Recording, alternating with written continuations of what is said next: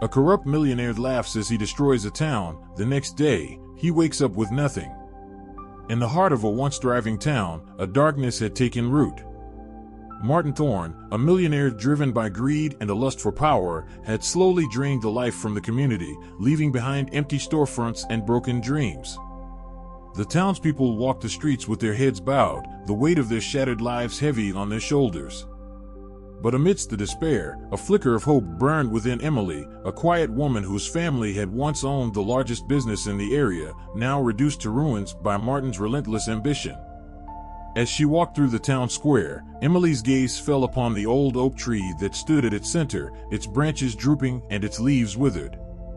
It was a reflection of the town itself, once proud and strong, now fading away. But Emily knew that the tree, like the town, was merely dormant, waiting for the right moment to come back to life. With a deep breath, Emily turned away from the tree and headed home, a newfound determination burning within her. She had spent too long watching from the sidelines, letting Martin have his way. It was time for her to step into the light, to become the catalyst for change that her town so desperately needed. Emily sat at her kitchen table, a cup of tea growing cold in her hands, her mind racing with the enormity of the task ahead. Her grandmother Rose emerged from the adjoining room, her silver hair pulled back in a neat bun and her eyes sparkling with wisdom. She took a seat across from Emily, reaching out to clasp her hands. "What troubles you, my dear?" Rose asked, her voice soft and soothing. Emily sighed, tears pricking at the corners of her eyes. "I don't know if I can do this, Grandma. Martin is so powerful, and I'm just me." Rose smiled, squeezing Emily's hands gently. "You are so much more than just anything, Emily. You have a strength within you that even you have yet to fully understand." She stood, moving to the window that overlooked the town. "Your grandfather and I built our business on the principles of love, compassion, and community. That is the legacy we passed down to you. Martin may have money, but you have something far more valuable. You have the love and trust of the people in this town." Emily felt a surge of emotion rising in her chest, a mix of fear and excitement and hope. She knew her grandmother was right. The town had always been there for her family, and now it was her turn to be there for them. With a fierce hug and a whispered thank you, Emily stepped out into the night, ready to face whatever lay ahead. The old abandoned factory at the edge of town loomed before Emily, a crumbling shell of its former glory. It was here that her family's business had once thrived, providing jobs and stability for the entire community. Now, it stood as a testament to Martin's ruthless campaign to destroy everything the town held dear. But as Emily surveyed the scene, she saw more than just decay and ruin. She saw potential, a chance for rebirth and renewal. Her mind raced with possibilities. The factory could be transformed into a hub of innovation and creativity, a place where the town's young people could learn new skills and artisans could ply their trades. With a heart full of hope, Emily turned to face the small group of townspeople who had gathered behind her. They were a ragtag bunch, farmers and shopkeepers, teachers and laborers, but they were united by their love for their community and their determination to see it thrive once more. "This factory is more than just a building," Emily said, her voice ringing out clear and strong. "It's a symbol of who we are, of what we can achieve when we work together. It's time for us to take it back, to make it ours again." The crowd erupted in cheers, their voices echoing off the factory walls. One by one, they stepped forward, pledging their support and their skills to the cause. Joe, who had worked in the factory for over 40 years, volunteered his expertise. Mary, the town librarian, offered to research grants and funding opportunities. Tom, the high school shop teacher, promised to lead training programs for the youth. As the sun began to set behind the factory walls, Emily looked out over her assembled team, her heart swelling with pride and hope. They had a long road ahead of them, but they were ready to face whatever challenges lay in store. Together, they would rebuild their town, brick by brick, and show Martin Thorne that the power of community was a force to be reckoned with. As the town buzzed with newfound energy and purpose, Emily knew that their first step had to be to hit Martin where it hurt the most, his wallet. She had heard whispers of his shady business dealings, of the corners he cut and the people he exploited to maximize his profits. It was time to bring those dealings into the light. Emily reached out to her old friend Sarah, an investigative journalist who had left the town years ago to pursue a career in the big city. Sarah had always had a nose for a story, and Emily knew that she would be eager to help expose Martin's misdeeds. "I need your help, Sarah," Emily said over the phone, her voice low and urgent.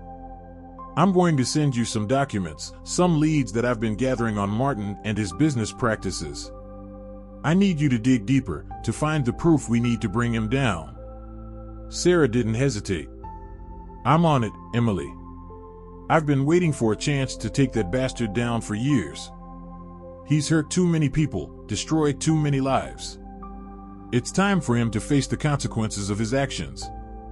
Meanwhile, back in town, the restoration of the old factory was underway. Joe had taken charge of the cleanup efforts, leading a team of volunteers to clear out the debris and salvage what they could. Mary had secured a small grant to help cover the costs of repairs, and Tom had already begun recruiting students for his training programs. But even as the town rallied around the factory project, Emily knew that they couldn't afford to let their guard down. Martin was a crafty and ruthless opponent, and he would stop at nothing to protect his interests. She called a meeting of the town's leadership to discuss their next steps.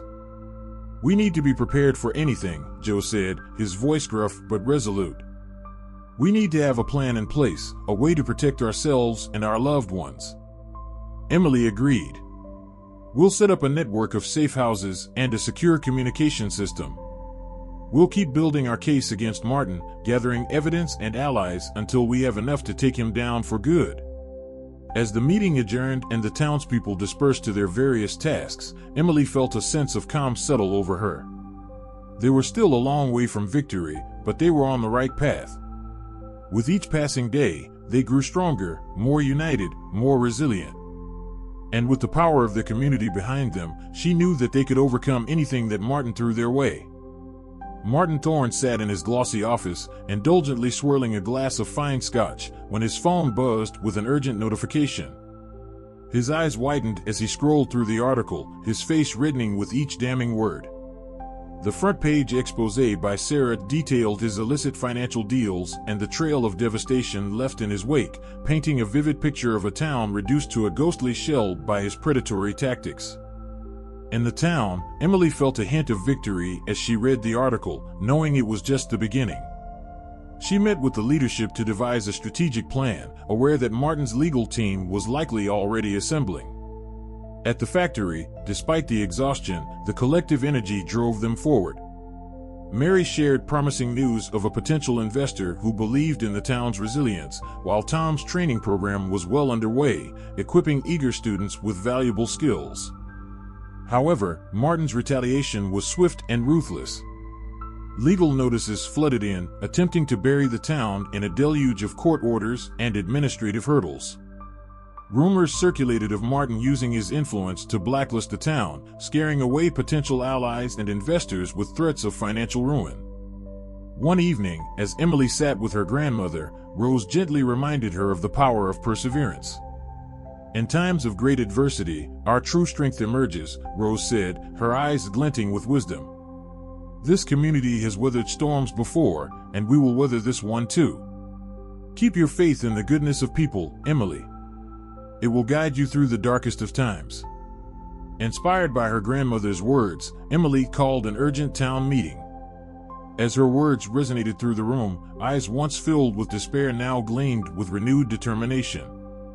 The town stood united, ready to face whatever challenges lay ahead. An idea sparked in Emily's mind. They needed to show the world the true heart of their community, countering Martin's smear campaign with acts of kindness and resilience. She proposed a town-wide initiative, Hearts of Hope, where residents would come together to support one another and showcase their indomitable spirit. The response was overwhelming. From communal gardens to neighborhood watch programs, the town buzzed with renewed purpose. They organized fundraisers and skill-sharing workshops, pooling their resources and talents to fortify their community from within. As word of the town's remarkable transformation spread, outside support began to trickle in.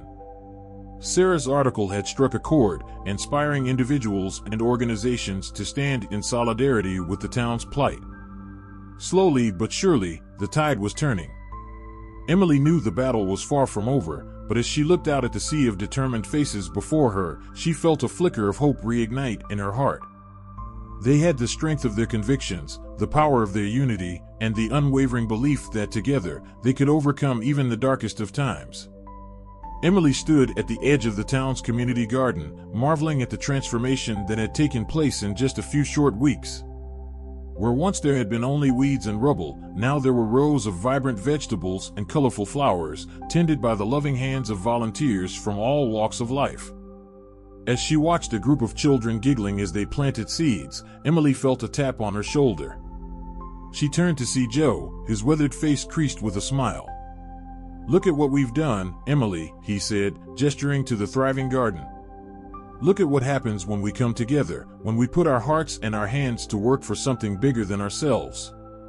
Emily nodded, feeling a swell of pride and gratitude washing over her. But even as they stood there, basking in the warmth of their accomplishments, her phone buzzed with an incoming call. It was Sarah, and from the urgency in her voice, Emily knew that something big was about to happen. "Emily, I've got news," Sarah said, her words tumbling out in a rush. "I've been digging deeper into Martin's finances, and I've found something huge. He's been funneling money into offshore accounts, hiding it from the authorities. If we can expose this, it could be the final nail in his coffin." Emily felt a surge of adrenaline coursing through her veins. This was the break they had been waiting for, the evidence they needed to bring Martin to justice once and for all. She quickly organized a meeting with the town's leadership to share the news and plan their next steps. They knew Martin wouldn't go down without a fight, and they would need to be prepared for whatever he threw their way. But as they gathered in the newly renovated factory break room, Emily felt a sense of unity and purpose filling the air. They had come so far, had overcome so much, and they were ready to stand together, to fight for what was right. "We'll keep building our case," Tom said, his voice steady and resolute. "We'll gather more allies, more support from the outside world. We'll show everyone what Martin really is, and we'll make sure that he faces the consequences of his actions." Mary spoke up, her voice trembling with emotion. "And we'll keep taking care of each other, just like we always have. We'll keep our safe houses open, our communication lines secure. We'll be there for each other, no matter what." Emily felt a swell of pride and love wash over her. These were her people, her community, and they were ready to stand together, to fight for what was right. "Together," she said, her voice ringing out like a clarion call. "Together, we will prevail. Together, we will rebuild our town, and we will make it stronger and more united than ever before." And as the room erupted in cheers, Emily knew, deep in her heart, that they would do just that. They would emerge from this battle victorious, their spirit unbroken and their resolve unshakable. They were the heart and soul of their town, and nothing, not even the most powerful and ruthless of foes, could tear them apart. As the evidence against Martin mounted, Emily knew they needed to act quickly. She reached out to her contacts in the state attorney's office, sharing the damning information that Sarah had uncovered. The response was swift and decisive. A team of investigators would be dispatched to the town immediately to build a case against Martin and his cronies. The town rallied around the investigators, providing them with information and support at every turn. Joe and his team worked tirelessly to uncover more evidence of Martin's misdeeds, combing through old records and interviewing former employees who had been too afraid to speak out before. Meanwhile, Emily and the town's leadership focused on rebuilding and strengthening their community from within. They expanded their Hearts of Hope initiative, organizing food drives and clothing swaps, setting up tutoring programs for struggling students, and creating a network of support for those who had been hit hardest by Martin's cruelty. But even as they worked to heal the wounds of the past, the town faced new challenges at every turn. Martin's legal team launched a barrage of lawsuits and countersuits, trying to bury them in paperwork and drain their resources. His PR machine went into overdrive, painting the town as a hotbed of crime and corruption, a place where decent people feared to tread. Emily felt the weight of these attacks like a physical blow, but she refused to let them break her spirit. She knew that the truth was on their side, and that the power of their community would see them through even the darkest of times. One evening, as she sat in her grandmother's kitchen, sipping a cup of tea and poring over the latest batch of legal documents, Emily felt a sudden wave of exhaustion wash over her. The fight had been long and grueling, and there were moments when she wondered if they would ever see the light at the end of the tunnel. But then Rose reached out and took her hand, her eyes shining with the same fierce determination that Emily had come to know so well. "Don't you dare give up now, my girl," Rose said, her voice steady and strong. "You've come too far, fought too hard, to let that bastard win. You're the heart of this town, Emily, and as long as that heart beats, we'll never stop fighting for what's right." Emily felt tears prick at the corners of her eyes, a swell of emotion rising in her chest. She knew that her grandmother was right, that they couldn't afford to lose hope, not now, not ever. She squared her shoulders and took a deep breath. "You're right, Grandma," she said, her voice ringing out clear and true. "We've come too far to give up now. We'll keep fighting, keep building, keep believing in the power of our community. And we'll make sure that Martin pays for his crimes, once and for all." Rose smiled, her eyes twinkling with pride and love. "That's my girl," she said, pulling Emily into a fierce hug. "That's the spirit that will see us through, no matter what lies ahead." And as Emily left her grandmother's house that night, she felt a renewed sense of purpose and determination flowing through her veins. They were on the brink of something big, something transformative, and she knew that they would emerge from this battle stronger and more united than ever before. The town buzzed with nervous energy as the day of the trial approached. Emily and her team had worked tirelessly to build their case against Martin, gathering evidence and witnesses from every corner of the community. They knew that this was their chance to finally bring him to justice, to make him pay for all the pain and suffering he had caused. But even as they prepared for battle, Emily couldn't shake the feeling that something was off. She had heard rumors of Martin's legal team using underhanded tactics, of witnesses being threatened and evidence mysteriously disappearing. She knew that they couldn't afford to let their guard down, not for a second. The night before the trial, Emily called an emergency meeting of the town's leadership. They gathered in the old factory, now a hub of activity and innovation, to discuss their final strategy. "I know we're all on edge," Emily began, her voice steady and calm. "But we can't let fear get the best of us. We have the truth on our side, and we have each other. That's all we need to win this fight." The others nodded, their faces etched with determination and resolve. They pledged to stand together, no matter what the outcome of the trial. As the meeting adjourned and the townspeople dispersed to their homes, Emily found herself walking the quiet streets of the town, lost in thought. She passed by the community garden, now a lush oasis of life and color, and the renovated storefronts, their windows gleaming with new products and services. Everywhere she looked, she saw signs of hope and resilience, of a community that refused to be broken. And then, as she turned a corner, she saw a sight that made her heart skip a beat. There, in the middle of the town square, stood the old oak tree, its branches stretching out like arms ready to embrace the world. But it was not the tree itself that caught Emily's eye, it was what hung from its branches. Dozens of small, glowing lanterns, each one inscribed with a message of hope and solidarity. "We stand with Emily," one read. "United we rise," said another. And in the center, the largest and brightest of them all, "The heart of our town beats on." Emily felt tears streaming down her face as she stood there, bathed in the warm glow of the lanterns. She knew, in that moment, that no matter what happened in the trial, no matter what challenges lay ahead, her town would never be broken.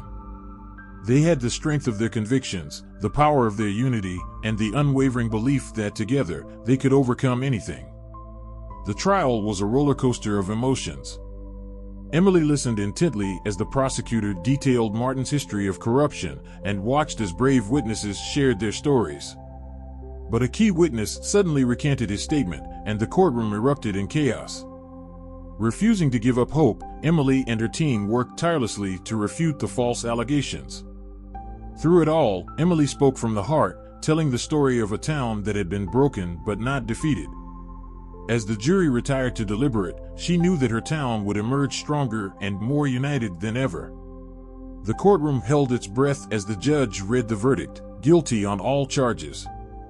Emily felt tears of vindication spring to her eyes. Martin would face 20 years in prison and millions in fines and restitution. The town celebrated that night, a raucous outpouring of joy and relief. But Emily knew the work was far from over.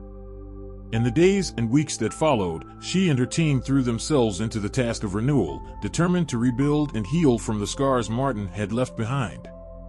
1 month after the trial, Emily stood before the town once more, this time in the fully renovated factory.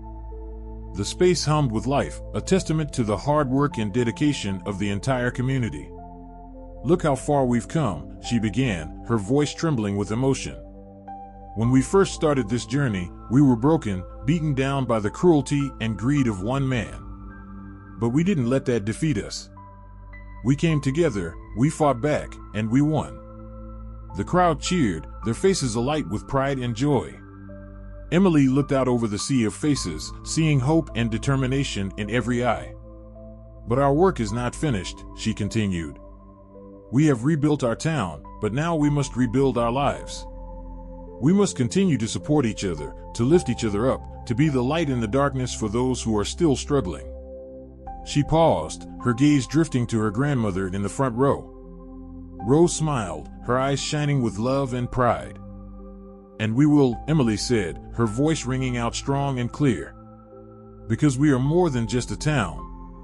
We are a family, bound together by the unbreakable bonds of love and compassion.